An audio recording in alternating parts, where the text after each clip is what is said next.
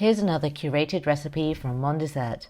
Orange and polenta cake. Known in Italy as amor polenta, polenta cake is a delicious northern Italian dessert. It is best served a day later so the flavors have time to absorb, but also extremely good fresh and warm. Why not top with vanilla yogurt for an added twist? This kit is perfect for a gluten-free and non-refined sugar treat. It can be made with or without eggs if you're going plant-based. So let's get started. First of all, make the sponge. Preheat your oven to 175 degrees Celsius. Make your flax eggs by taking the 2 sachets of flax and adding 30 ml of water. Leave this to soak for at least 10 minutes. Line the bottom of a 15 centimeter diameter cake tin with baking or greaseproof paper, or take one of our silicone cake molds which actually have easy release so you don't really need any parchment at all. Empty the gluten-free flour, baking powder, polenta in a bowl and break up any obvious lumps with your fingertips. Add in the eggs or the flax eggs with the agave and 60 ml of oil. Grate in the zest of one of your oranges. Fold this gently into the wet mixture,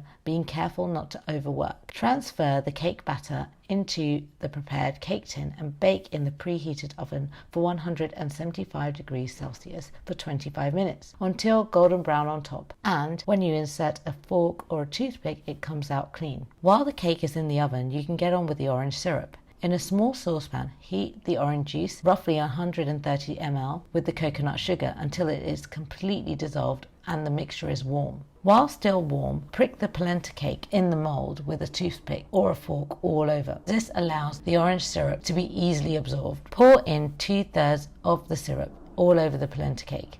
It will seem like a lot of syrup, but this will eventually be absorbed and make the cake so moorish. Allow it to be soaked in until the cake is completely cooled. Once cool and the syrup has been absorbed, turn out the cake. Pour the remainder of the syrup onto the underside of the cake to ensure that both sides are thoroughly moist and sticky. Decorate with sliced oranges and chopped pistachios. This cake is delicious warm, but it is best chilled and eaten the day after so the flavors can really seep through.